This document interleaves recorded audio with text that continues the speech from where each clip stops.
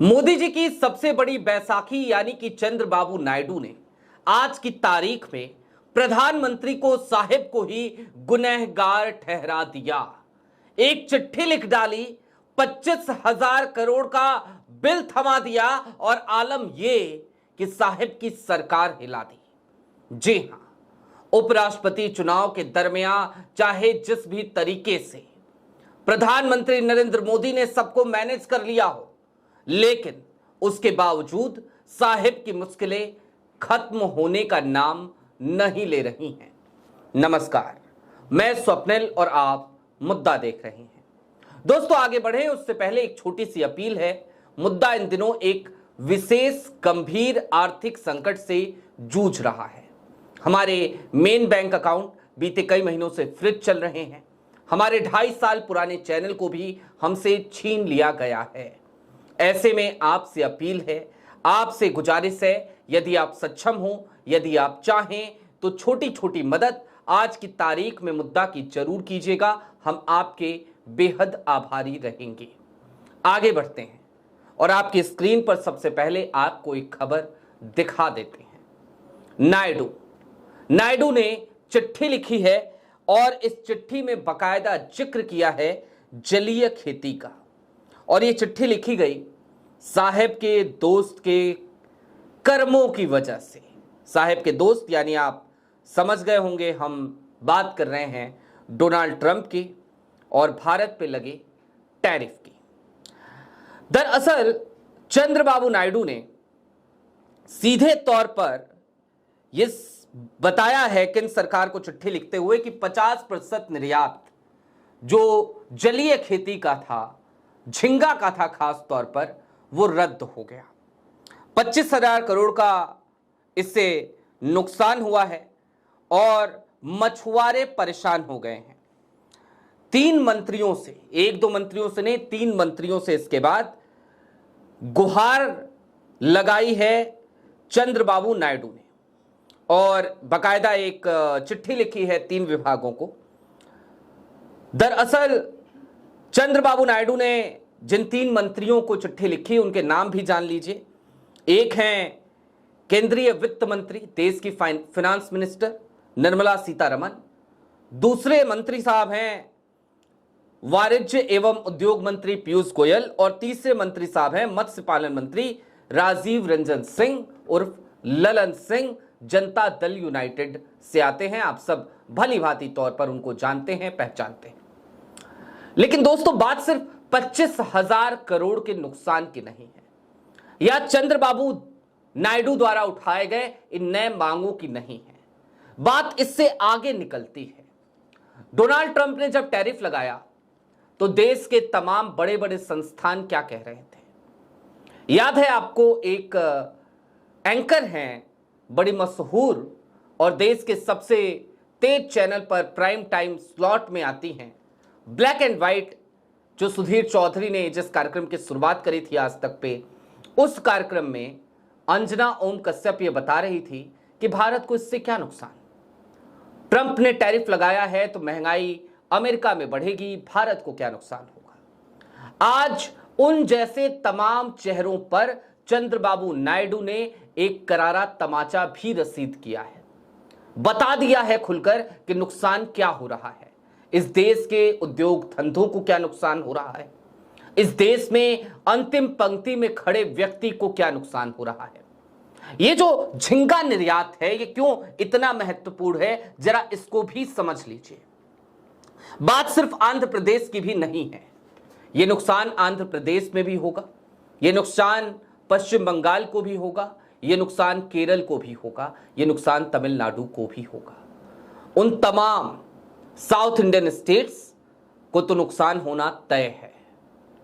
और ये जलीय जो व्यापार था, जलीय जो खेती थी, ये कितना मायने रखती है इसको समझना हो तो ये समझिए कि 21,000 करोड़ सालाना से ज्यादा का रेवेन्यू सिर्फ और सिर्फ झींगा निर्यात के जरिए मिला करती थी आंध्र प्रदेश को। लेकिन साहिब की और साहिब के खासम खास देश के विदेश मंत्री यानी कि एस जयशंकर साहब की मेहरबानी से आंध्र प्रदेश को एक बड़ा नुकसान हो गया है। और यह बड़ा नुकसान दरअसल आज आंध्र प्रदेश के मुख्यमंत्री के लिए भी गले की हड्डी बन चुका है, क्योंकि एक दो परिवारों का मामला नहीं है। यह मामला 2.5 लाख उन परिवारों का है जो परिवार सीधे तौर पर इस व्यापार से जुड़े हैं, और 30 लाख उन परिवारों का है जो परिवार प्रत्यक्ष या परोक्ष रूप से इससे जुड़े हुए हैं। प्रत्यक्ष तौर पर 2.5 लाख और परोक्ष रूप से भी 30 लाख परिवार। जाहिर सी बात है 30 लाख परिवार यानी कि एक बड़ी संख्या मतदाताओं की। आंध्र प्रदेश की पार्टी है टीडीपी, उसे वहीं पर काम करना है, उसे वहीं पर सत्ता चलानी है। बात इतर है वो केंद्र में भी सहयोगी है, लेकिन मोदी जी की सरकार से बहुत ज्यादा मतलब चंद्रबाबू को नहीं है। चंद्रबाबू को मतलब मोदी जी की सरकार से महज इतना है कि आंध्र प्रदेश के लिए जब भी वो बजट मांगे तो बजट मुहैया करा दिया जाए। इससे ज्यादा कोई लेना देना चंद्रबाबू नायडू को है नहीं। वो अब तक जब जब भी सहयोगी दल के रूप में कार्य किए हैं, उनकी जो कार्य प्रणाली है वो बड़ी सीधी सी है। सहयोगी दल की यदि केंद्र में सरकार है तो वो सीधे तौर पर दिल्ली का बार बार दौरा करते हैं, और जब भी दौरा करते हैं अपने साथ एक डिमांड लेकर आते हैं, रख देते हैं टेबल पे, कहते हैं कि महोदय ये डिमांड है मेरी, इस डिमांड को जरा पूरा किया जाए। आंध्र प्रदेश के लिए मुझे अब इतने पैसों की जरूरत है। यही स्टाइल है चंद्रबाबू नायडू की। और अब 25,000 करोड़ का जो नुकसान उन्होंने बताया, इस 25,000 करोड़ के बदले उन्होंने क्या क्या मांगा। एक विशेष पैकेज तो बहुत नॉर्मल सी बात है जो वो मांगते ही रहते हैं। इसके अलावा उन्होंने जीएसटी में कम रेट की बात की, कहा जीएसटी की दरों को और कम किया जाए, जरा जीएसटी में रियायत देने की बात की। और इसके साथ ही साथ चंद्रबाबू नायडू ने सीधे तौर पर यह भी डिमांड कर दी कि साहब जरा बैंकों के खजानों को अब खोल दिया जाए आंध्र प्रदेश के उन किसानों के लिए जो इस तरीके के उद्योग से जुड़े हुए हैं। यानी कि किसान क्रेडिट कार्ड के तौर पर, किसान क्रेडिट कार्ड के रूप में जरा खजाना खोलिए आंध्र प्रदेश के किसानों के लिए। हमारे यहां कैश का फ्लो होना चाहिए। हमारे किसान परेशान हैं, हम परेशान हैं, और हमें जरूरत है साहब इस समय पैसों की। 25,000 करोड़ का नुकसान साहब आपने करा दिया। आपके दोस्त के नाराज होने की वजह से, 50% भारत पे टैरिफ लगने की वजह से आंध्र प्रदेश का तो एक बड़ा नुकसान हो गया साहब। इस नुकसान की भरपाई तो आप ही करेंगे। अब क्या केंद्र सरकार चंद्रबाबू नायडू के इस नए डिमांड को स्वीकार करने में सक्षम है? और अगर वो करती है तो फिर होगा क्या? दोस्तों, इस बात को जरा इस तरीके से भी समझिए कि बिहार में बाढ़ है और बिहार में चुनाव है। उसके बाद भी बिहार को क्या कोई खास विशेष पैकेज देने की हालत में बाढ़ से राहत के लिए नरेंद्र मोदी जी तैयार हैं? क्या वो दे पा रहे हैं? पंजाब को 1600 करोड़ रुपए दिया गया, जबकि पंजाब की डिमांड कहीं ज्यादा थी, और पंजाब तो ये कह रहा था कि हमारा जितना बकाया है जीएसटी का हमें उतना ही दे दीजिए। साहब वो भी देने की हालत में नहीं है। देश की अर्थव्यवस्था को लगातार पलीता लगाने का काम देश की विदेश नीति की वजह से भी हुआ और देश के वित्त मंत्रालय की वजह से भी हुआ।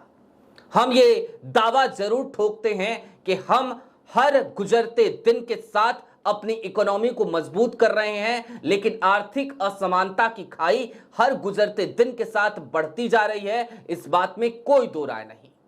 इसीलिए जब कभी भी जीडीपी देखिए, जीडीपी ग्रोथ की बातें सुनिए, जब भी गरीबी उन्मूलन के नए दावे सुनिए, तो आपको चाहिए कि आप जाकर के देखें कि पर कैपिटा इनकम के मामले में आंकड़े क्या कहते हैं।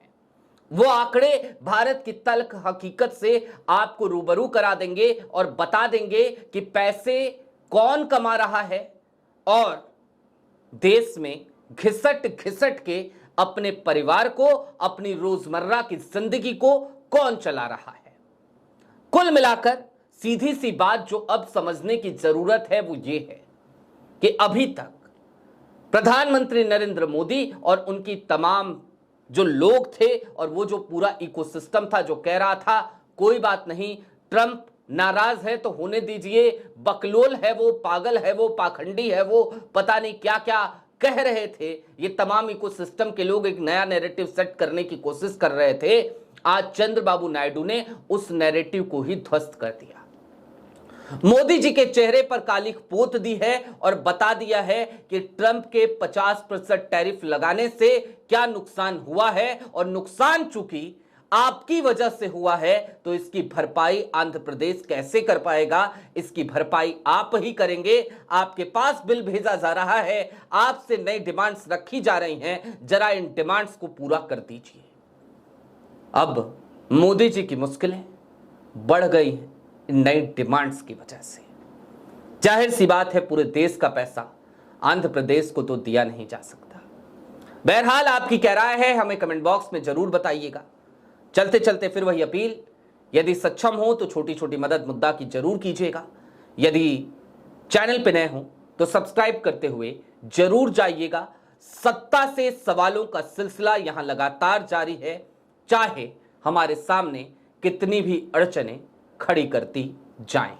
बेहद शुक्रिया।